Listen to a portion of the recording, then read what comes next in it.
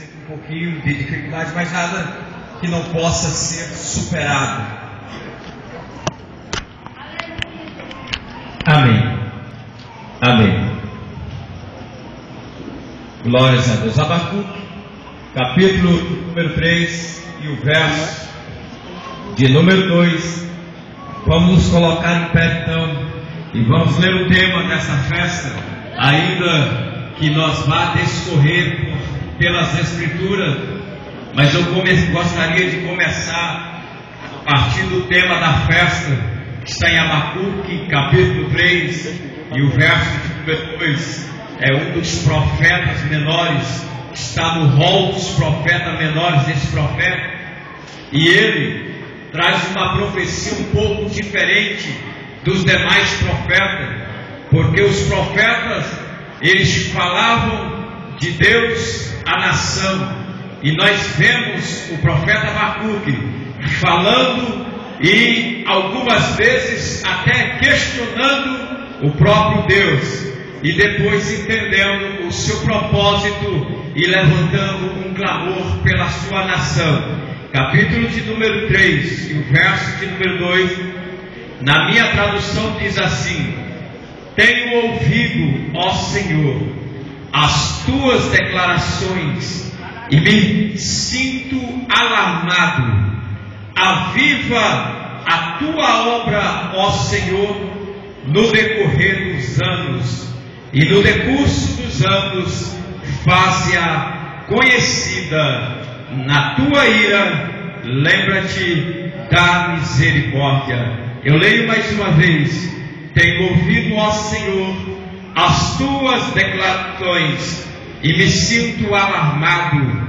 Aviva a tua obra, ó Senhor, no decorrer dos anos, e no decurso dos anos faze-a conhecida. Na tua ira, lembra-te da tua misericórdia. Pai, essa é a tua santa palavra, esse é o teu santo povo, manifesta a sua glória no nosso meio, no poder do nome de Jesus Cristo. Pode assentar-se com a sua Bíblia aberta e dê uma salva de palmas bem alegre, mas bem alegre mesmo, ao Senhor Jesus Cristo.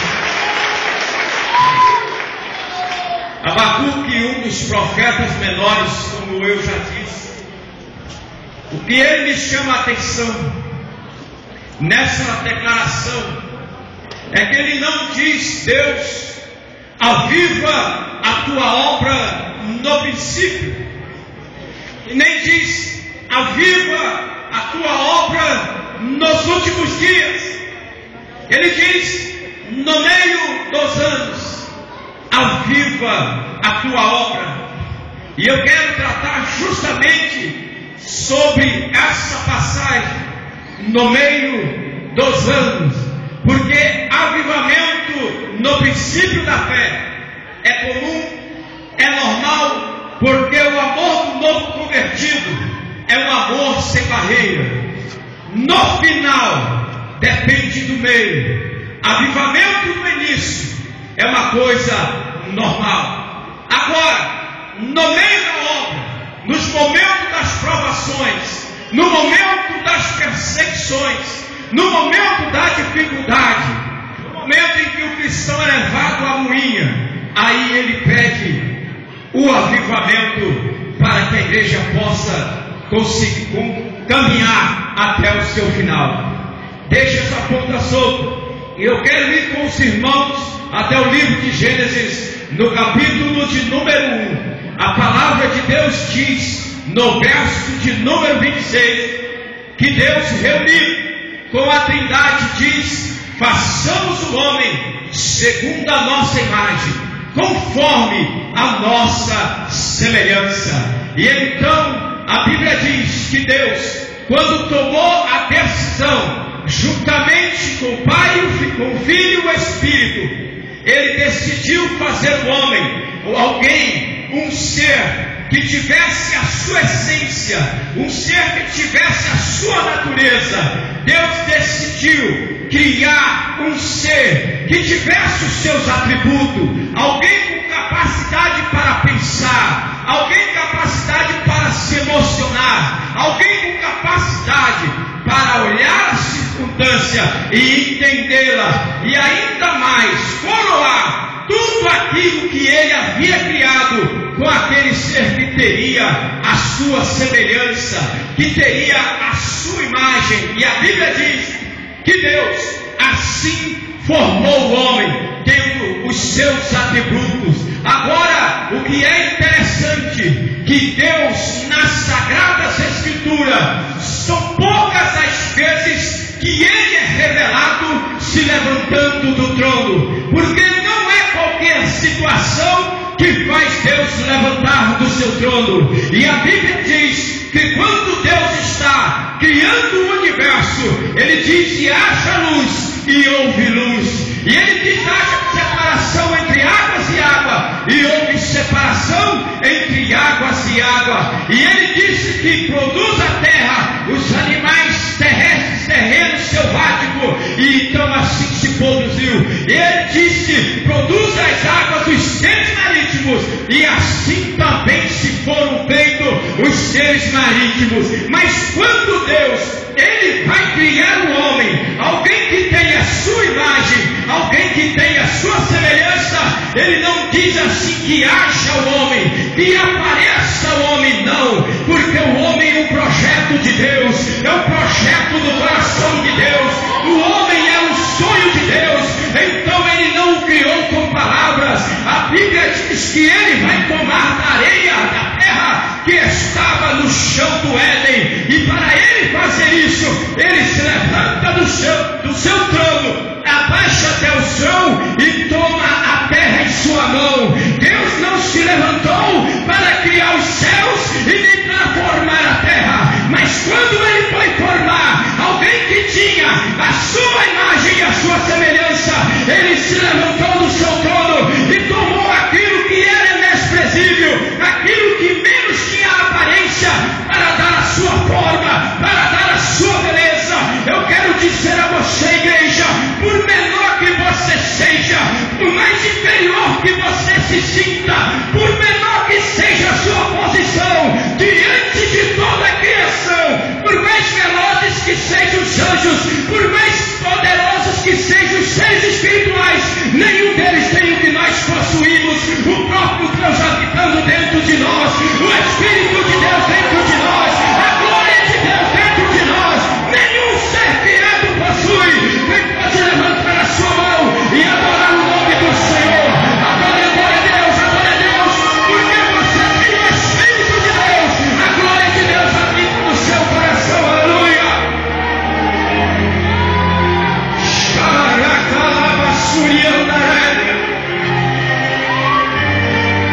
Deus amado, a palavra de Deus diz que Deus toma aquela terra, segundo escreveu Flávio José no seu livro A História dos Hebreus. A terra do Éden é uma terra argilosa, e então por isso eles acreditavam que o primeiro homem era da cor daquela terra, era um homem branco. Os sábios da cultura de Israel, os rabinos, eles dizem que essa terra, ela foi tomada do pé da árvore da vida, e então Deus formou o homem. Irmão, que seja a cor que for, e que tenha saído da onde saiu, o importante é que esta terra era e é um projeto nas mãos do Deus Todo-Poderoso. Aleluia. Diga quem está do seu lado: você está na mão de Deus e você é o projeto de Deus.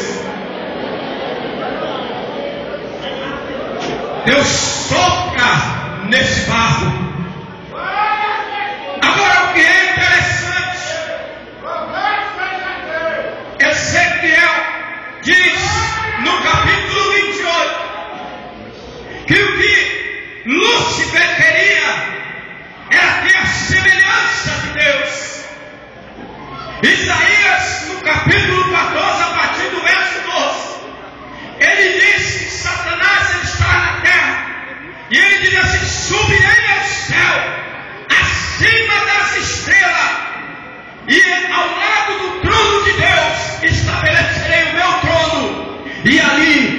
serei semelhante ao Altíssimo. Lúcifer almejou ser semelhante a Deus. E ele almejou colocar o seu trono ao lado do trono de Deus.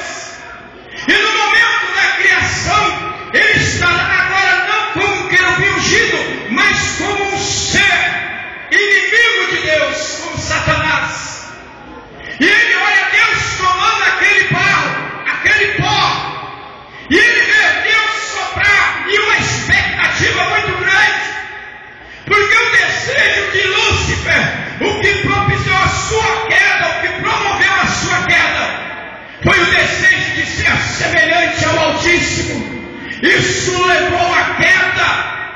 E então, agora ele vê a Deus dar a sua semelhança ao barro formado em suas mãos. Agora ele vai mudar a sua estratégia. Ele vai permitir que Adão e Eva vivam a sua vida no Éden, uma vida tranquila, uma vida abençoada, até o meio dos anos, até o meio dos tempos. Ele não veio no princípio da criação tentar a Eva, ele não veio no princípio da criação tentar Adão. Ele esperou um momento oportuno, porque é assim que ele age. E no momento oportuno, ele foi até Eva e disse: se comeis, sereis semelhante ao Altíssimo. Mas no meio daquela conversa, no meio daquele diálogo, quando Eva parou para dar a ouvida à serpente, e ela incitou a crer ser semelhante a Deus, Eva não sabia que naquele instante ela estava descendo e tornando-se semelhante ao próprio diabo. Todas as vezes que o diabo vier a qualquer um que seja e querer te igualar ao teu pastor, querer te igualar ao teu líder, querer te igualar à líder das irmãs, querer te igualar ao líder do jovem, todas as vezes que ele querer pôr você por cima também, saiba que o intuito do diabo sempre é te levar para ser igual a ele. Por isso não sente a proposta do diabo. Todas as vezes que vier a oferta para ser maior, a Bíblia diz que Deus opera quando nós descemos. Toda vez que ele te chamar para subir, não suba com o diabo, permaneça nessa terra com Deus. Toda vez que ele falar vamos para outro lugar, não vá, faça como Isaac, ainda que haja fome na terra, mas a ordem de Deus fica nessa terra, semeia nela e você verá Deus operar. Aleluia! Quem pode glorificar e adorar a Deus?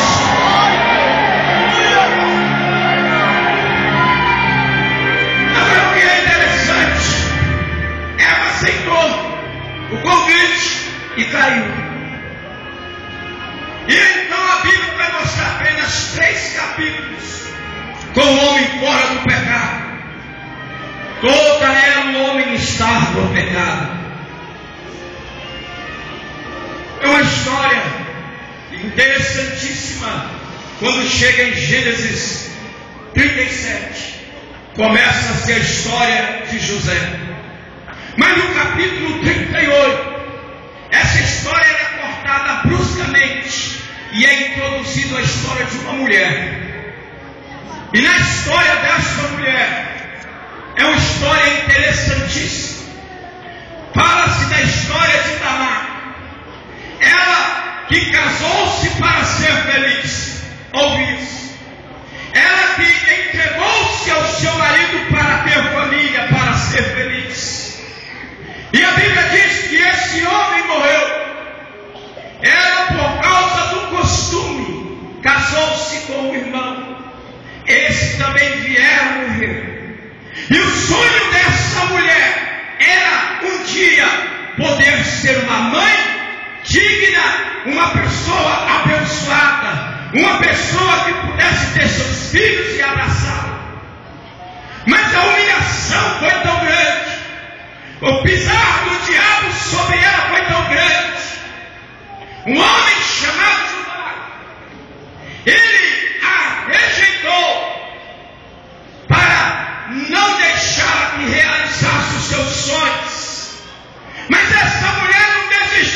sonho de ser mãe. E no meio da sua aprovação, no meio da sua dificuldade, ela vai chegar ao ponto de se colocar como uma prostituta.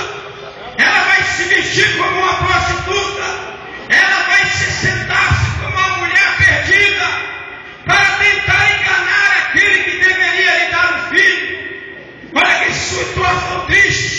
Quantas mulheres hoje em dia que cometem o absurdo somente para ver os seus maridos lhe dar um prazer de família, somente para ver o seu marido lhe dar um prazer de esposa. Quantas mulheres fazem da tripa o coração somente para ter paz dentro de casa e ainda assim não entendida, não interpretada conforme deveria. Quantas irmãs são reféns, são escravas dos seus próprios esposos, porque não lhe constitui família digna quando ele deveria fazer. Olha, esta mulher fez isso, passou por essa humilhação, teve um filho, ia ser apedrejada, e não foi quando revelou quem era o marido. Segue-se as histórias.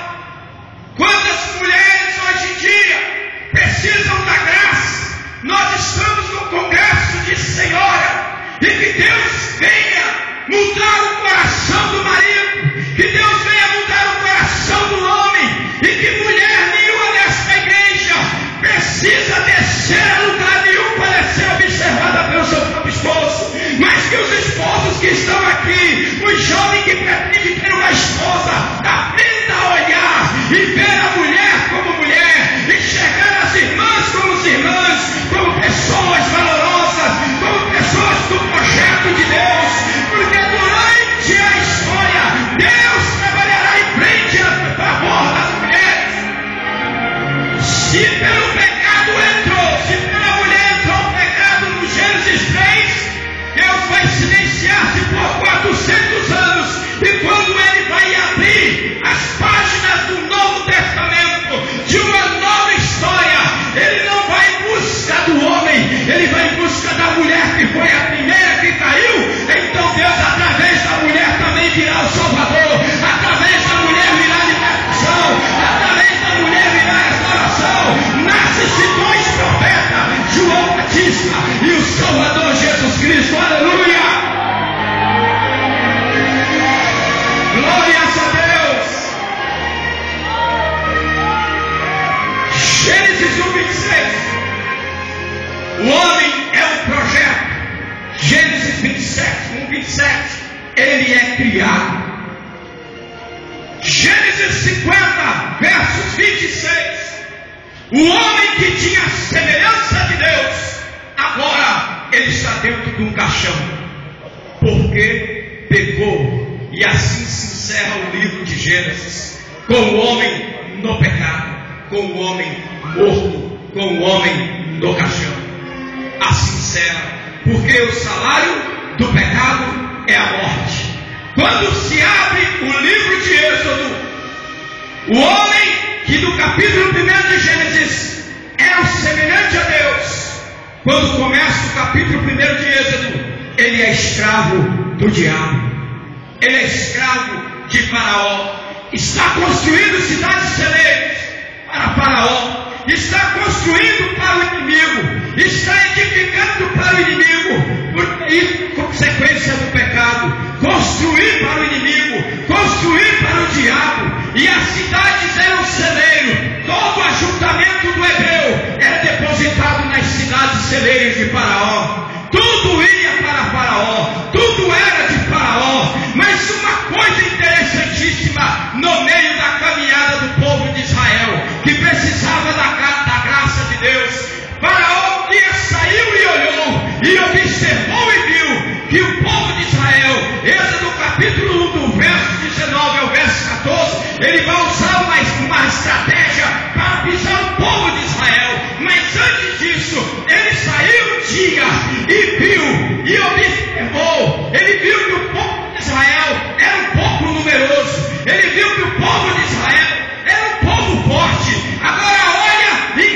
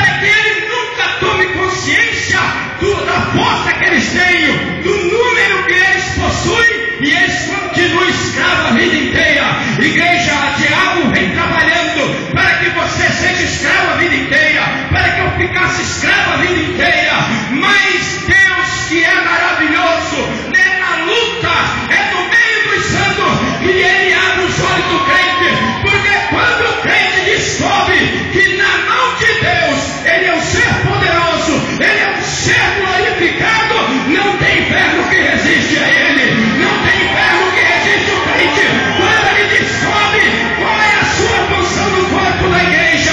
Então, meus amados irmãos, eu quero dizer a vocês nesta noite, nós somos um povo forte, e o próprio diabo já confessou com os seus lábios, porque ele sabe que nós somos fortes, e se nós tomarmos consciência disso nesta noite, a doença não vai resistir a essa igreja, aleluia!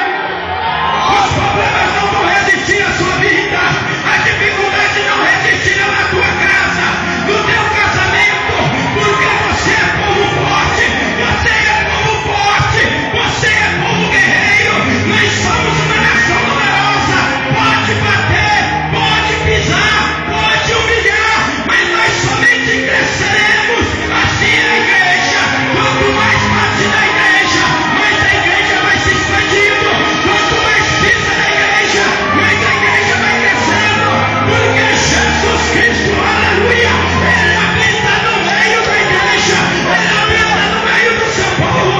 Quem pode levantar a sua mão e glorificar? Quem pode adorar?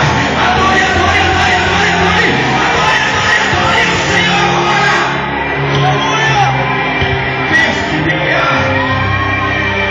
Deus, glorifique a Deus. Aleluia! É interessante. Diga quem está do seu lado, nós somos um povo forte. Diga assim, no meio dos anos, pode bater, pode pisar, mas ninguém vai frear o nosso crescimento. Aleluia. Ninguém vai frear. Pode aplaudir a Jesus com muita alegria. Agora, meus amados irmãos, coisa poderosa. Quando ele viu que bater não adiantava, aumentar a carga de trabalho não adiantava, quando ele viu que humilhar não adiantava, importa-nos passarmos por várias tribulações, ele então muda a estratégia. Ele diz: vamos matar eles. Descobriu que bater em nós não adianta, então vamos matá-los. Então eles levantam duas parteiras, duas mulheres, porque desde Gênesis, irmãos, Satanás pensa que as irmãs são instrumento de destruição, e de fato são, de destruição para o reino do inferno. Diga aleluia. Desde Gênesis ele vem perturbando as irmãs, os irmãos também, mas ele vai usando o vaso mais frágil. Agora ele diz assim: então vamos matar. Matam todos os homens, todas as criancinhas machos, mata elas, nasceu mato. E as irmãs parteiras botaram duas mulheres, e elas não aceitaram o compromisso de matar o povo de Deus. Então Deus abençoou essas parteiras. Agora olha que tremendo. Quando o Faraó ficou sabendo que continuava as crianças crescendo, no capítulo 1 ainda, no verso 22, ele reúne o povo egípcio e diz assim: vai e mata todas as crianças de 2 anos para baixo, deixa somente os velhos e as mulheres nascerem, porque se deixarem as mulheres, somente as mulheres, elas não sabem guerrear com espada, elas não sabem arremessar lança, essas mulheres não conseguem fazer nada, e então Israel será escravo nosso por toda a eternidade. Essa era a visão de Faraó, que se ficasse só as mulheres no meio dos tempos, a nação seria fraca. Mas sabe por que Faraó disse isso? Porque ele não conhece as irmãs que tem nessa igreja. Porque ainda que morresse todos os homens dessa terra, e uma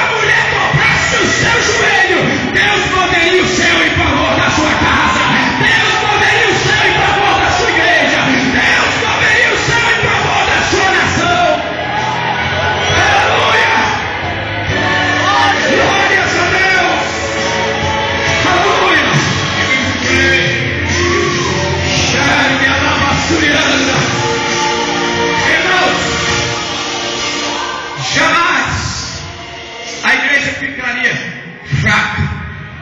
Os números já dizem quantas mulheres e quantos homens aqui nessa noite. Aleluia. E então, segue o diabo, guerreando e tentando sustentar a igreja no momento mais difícil do povo de Israel. E segue-se a história do livro de Êxodo, os meios dos anos do povo hebreu, o momento mais difícil. Então o diabo viu, bater não adiantou, mandar matar também não adiantou. Quando chega no capítulo de número 8, porque a proposta de Deus era: deixa o meu povo sair e ir louvar-me no meio do deserto. Esta é a proposta e o projeto de Deus. E os projetos de Deus não podem ser frustrados. Diga aleluia.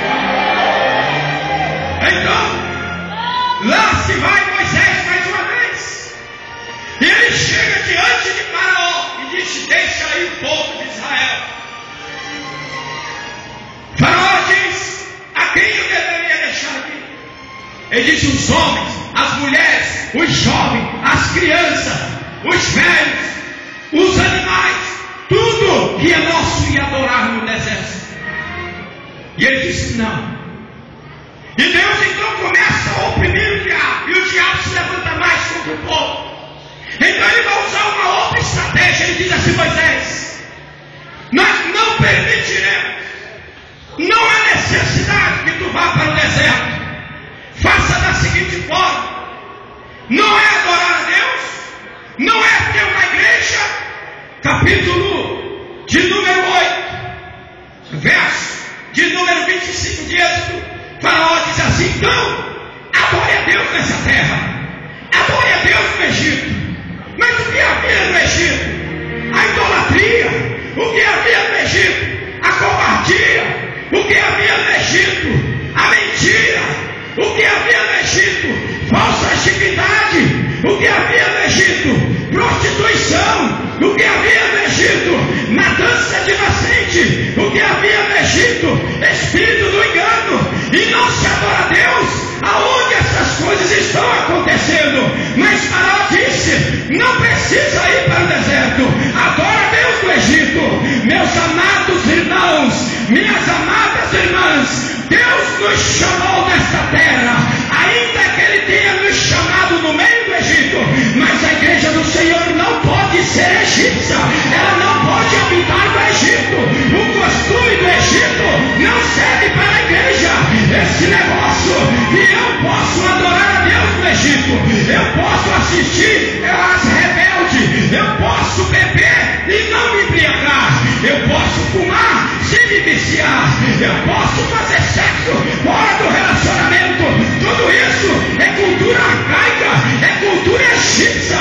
Eu posso ainda estar em comunhão com as trevas, é cultura egípcia, é deixar Deus de lado no meio dos tempos. Era isso que Faraó queria.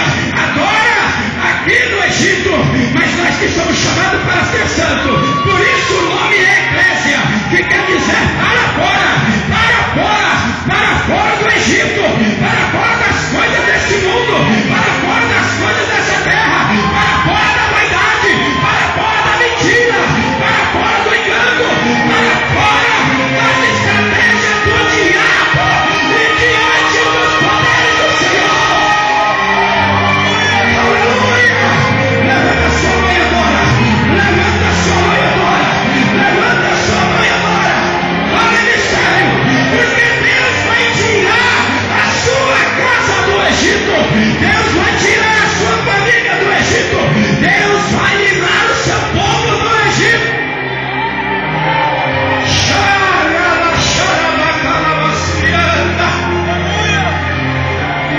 Aleluia! Mas Faraó aceitar, ele queria sustentar Israel dentro do Egito. No capítulo 8, ainda, no verso de número 25, ele diz assim a Moisés: então Moisés,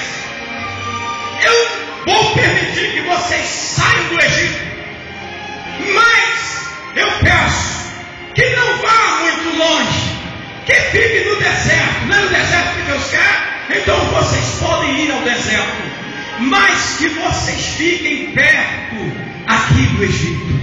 Fiquem nas cercanias do Egito.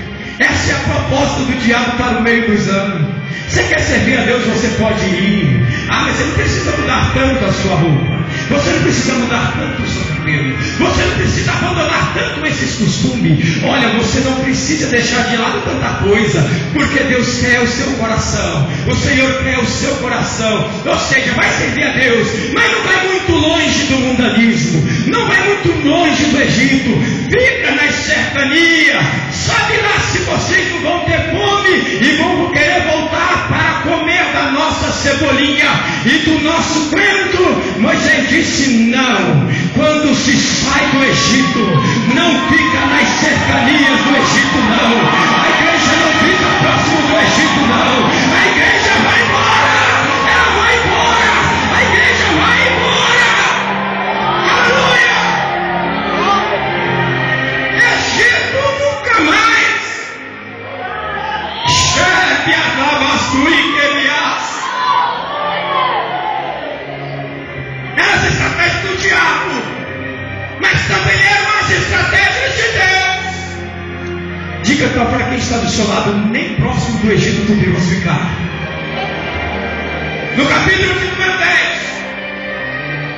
no verso de número 11, e Deus mandando as pragas do Egito, ele diz assim: olha, falou disso, então tudo bem,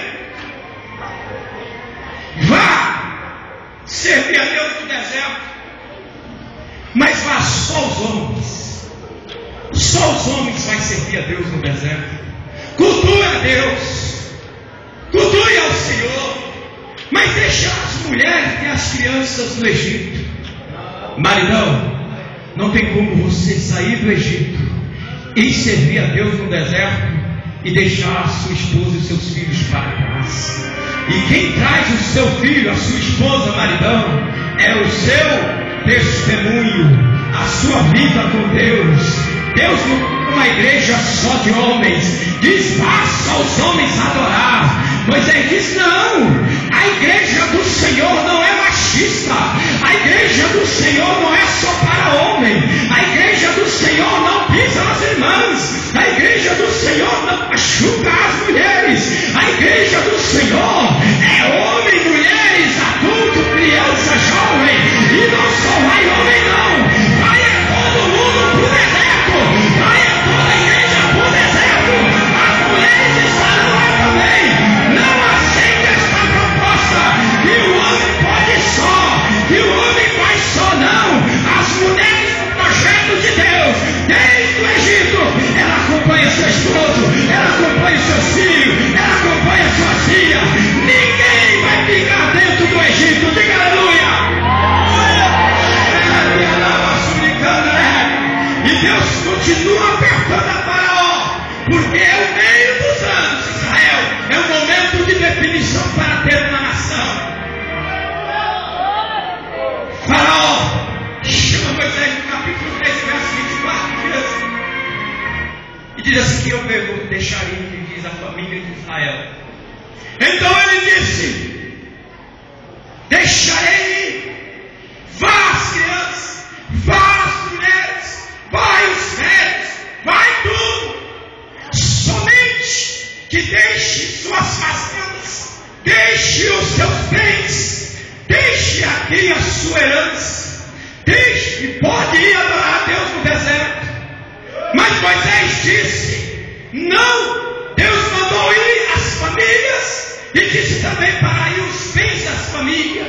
Meus amados irmãos, é mais uma estratégia do diabo contra a igreja, para que ela seja infiel também na parte financeira. Ele diz assim: pode ir culto para Deus, pode ir louvar a Deus, mas para que esse negócio de ser dizimista? Para que esse negócio de ofertante? Não precisa adorar a Deus com o que você possui. Uma vez o irmão me disse assim: olha, pastor, eu estou pronto para morrer pelo Evangelho. Eu falei assim: então vamos olhar se o teu nome está na lista do dizimista. Aí ele falou: mas o que tem a ver, pastor? Eu falei: se você não tem coragem de dar 10% do seu salário, você vai dar a sua vida inteira por amor ao reino de Deus? Nunca, jamais ele fará isso. Olha, meus amados irmãos, não deixe o Satanás amarrar a sua vida financeira. É para ir para o deserto adorar, é para adorar pai, filho, esposa, mas vamos adorar com o que nós possuímos, porque a Bíblia diz que é dando que se recebe, é semeando que se colhe, e a igreja não vai ficar em miséria, porque ele sabe, se nós ficarmos em miséria, nós não faremos os projetos mais na frente. Nós somos um povo forte, nós somos um povo que semeamos em cruzadas evangelísticas, nós somos um povo que semeamos no deserto, mas nós somos um povo que colhemos as bênçãos de Deus, nós somos um povo que colhemos a glória de Deus, nós somos um povo que colhemos o poder de Deus, nós somos um povo cheio da graça de Deus, aleluia! Nós somos um povo forte. E segue-se a história de Israel. E Deus diz: agora eu vou arrancar o meu povo do Egito de uma vez. Aleluia. Primeiro, a sentença de morte era para todo o Egito. A sentença de morte era para toda a casa de Israel. A sentença de morte é para todo o povo de Israel e para todo o povo egípcio, porque a Bíblia diz que todos pecaram e destituídos estavam na glória de Deus. Mas existe uma diferença. Antes que Deus matasse os primogênitos de Israel, ele amava um povo no meio do Egito. Diga aleluia. Ele amava um povo que estava no pecado, como estavam os próprios egípcios. E ele não morre por egípcio, ele não morre por quem não tem compromisso por ele, ele não se sacrifica por quem não quer nada por ele. Por isso seu sangue foi derramado em favor de muitos, como diz as Escrituras, porque são muitos os que recebem, não são todos. Então o sangue foi derramado em favor de muitos, e para dentro do Egito, e ele não iria condenar os primogênitos do povo de Israel somente porque estava lá, porque o nosso Deus é Deus verdadeiro, o nosso Deus é Deus poderoso. Ele vai matar todos os primogênitos egípcios, mas do povo do Senhor, da igreja de Deus, do povo hebreu, o anjo vai passar de porta em porta e vai olhar os umbrais da porta. Se tiver marca de sangue, é porque alguém já morreu no lugar do filho hebreu. Ele vai na casa do hebreu para matar, mas se tem a marca do cordeiro, alguém já morreu por ele. Quando vai na casa do egípcio, do povo egípcio, lá não tem marca de cordeiro. Então o anjo da morte entra e mata. Ninguém morreu por aquele povo egípcio, mas quando vai no meio da casa do povo de Israel, no meio da matança, no meio da dificuldade, no meio daqueles anos truculentos e turbulentos, o anjo da morte foi lá, e quando chegou e viu que era povo de Deus, ele não pôde entrar. Olha que coisa tremenda, meus irmãos, quando nós somos igreja do Senhor e estamos debaixo da graça e aceitamos o selo do Cordeiro, e aceitamos a marca de Deus na nossa vida, e aceitamos a marca de Deus em nossa casa, até mesmo quando vem o exterminador, ele apenas olha na nossa porta e se manda em busca de outra. Aleluia. Ele apenas olha a casa do povo de Israel, ele vai lá somente para conferir e chegar a uma conclusão. Mais negro e gelado que sejam os olhos da morte, quando ele vai em direção à casa do homem de Deus, em direção à casa da mulher de Deus, ele só chega a uma conclusão, de que ali ele não pode entrar. Por mais poderosa e implacável que seja a morte, ela não pode entrar dentro da casa do hebreu, ela não pode entrar dentro da casa do cristão, se não houver uma permissão de Deus. E ali Deus não havia permitido morte a ninguém, mas quando ia na casa do Egito, que não tinha a marca do cordeiro, ela entrava e matava, ela entrava e matava o primogênito. Meus amados irmãos e minhas amadas irmãs, se prepare nesta hora, porque é a hora de deixar o Egito, mas antes de sair, Deus vai mostrar à igreja, como mostrou ao povo hebreu, todo o povo do Egito chorando, todo o povo do Egito lamentando, porque ao invés de liberar o povo de Deus, ele tentou segurá-lo na sua terra. O maior erro do Egito foi ter tentado segurar a nação do Senhor. O maior erro de Satanás é tentar nos parar, é tentar nos segurar, porque a Bíblia diz que a porta do inferno, ela não prevalecerá contra a igreja do Senhor. Não é porque o inferno vem contra nós, mas somos nós que vamos contra as portas do inferno, e somos nós que destruímos a porta do inferno, somos nós que lançamos por terra os poderes do inferno, porque o Todo-Poderoso, ele habita no nosso meio, ele está conosco. Meus amados irmãos e irmãs, pode se levantar o inferno em polvorosa, mas a morte não entra na nossa casa, e nem ele nos sustenta, porque a glória de Deus é maior em nossa vida, a glória de Deus é maior no nosso meio, o poder de Deus é maior no nosso meio. Por isso, no meio da dificuldade, quando o povo de Israel não tinha força, quando o povo de Israel não acreditava, Deus chamou Moisés no monte e disse: eu desci a este lugar, Moisés, a fim de livrar o meu povo. No meio da sua dificuldade, no meio do seu problema, talvez você já diz em sua oração: meu Deus, eu não tenho mais força, eu não consigo mais, eu não aguento mais.